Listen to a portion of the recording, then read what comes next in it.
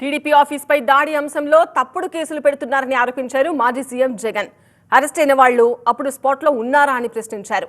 ఆయనకు కౌంటర్ ఇచ్చారు సీఎం చంద్రబాబు.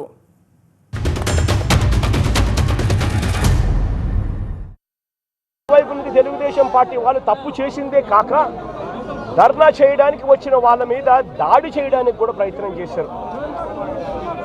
ఆ దాడి జరిగిన పరిస్థితుల్లో, ఆ తోపులాటలో, ఆ తొక్కిసలాటలో తెలుగుదేశం పార్టీ ఆఫీసు మీద కొద్దో గొప్ప రాళ్ళు పడిండొచ్చు. నేను అడుగుతా ఉన్నా, ఈరోజు సురేష్ కానీ లేకపోతే వీళ్ళు అరెస్ట్ చేసిన డిప్యూటీ మేయర్ హస్బెండ్ కానీ వీళ్ళల్లో ఏ ఒక్కరైనా కూడా ఆ రోజు కనీసం లొకేషన్లో ఉన్నారా? ఒక రాజకీయ పార్టీ ఆఫీసు పైన దాడి చేస్తారు. దాడి చేస్తే వాళ్ళని అరెస్ట్ చేస్తే దానిపైన కూడా నిరసన తెలియజేస్తారు. అంటే అలాంటి దురదృష్టకరమైన పార్టీ. ఓసారి నాకే అనిపిస్తుంది, నేను ఎన్నో రాజకీయాలు చేశా, ఎంతమందితో చేశా, కానీ ఒక నేరస్తుడితో రాజకీయాలు చేయడం అనేది నాకే నామోషి అనిపిస్తుంది.